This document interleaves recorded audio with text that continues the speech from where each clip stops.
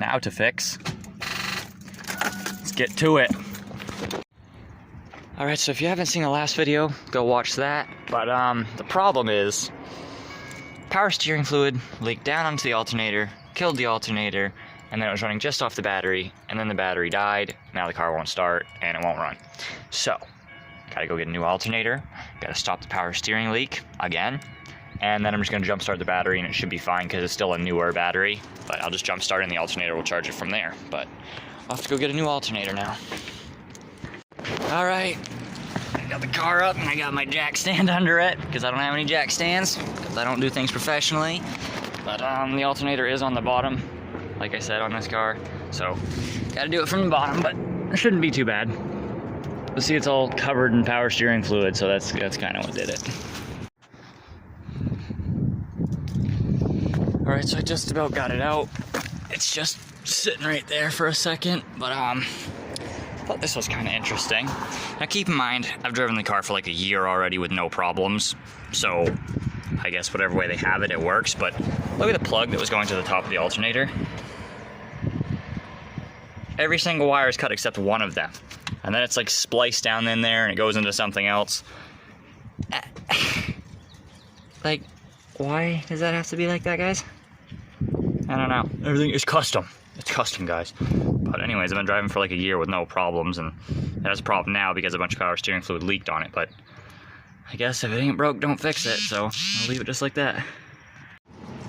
Alright, well, I still hate working on cars, and for some reason there's always that last bolt, or last nut, or last something that just will not move. So this, you know, whole thing goes back and forth, but I need to get that nut off, and it's just repeatedly going around and around.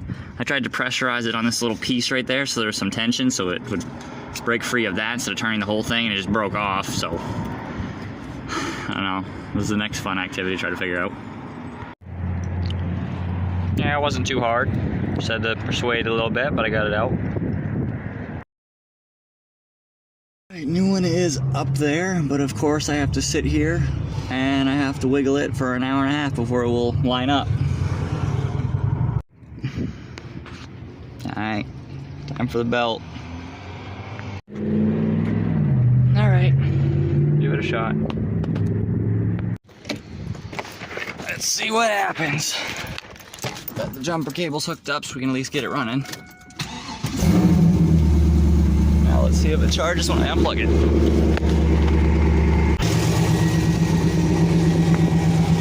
Looks good to me.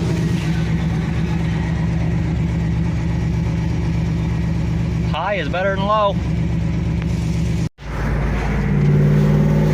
Running better than ever.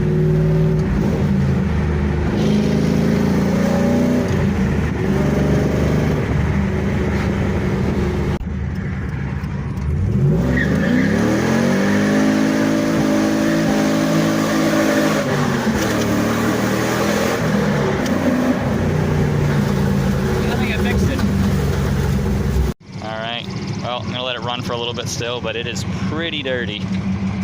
Nasty, so I'm gonna clean it up a little. Here's a moment of truth. Let's see if it starts without jumper cables. Oh yeah.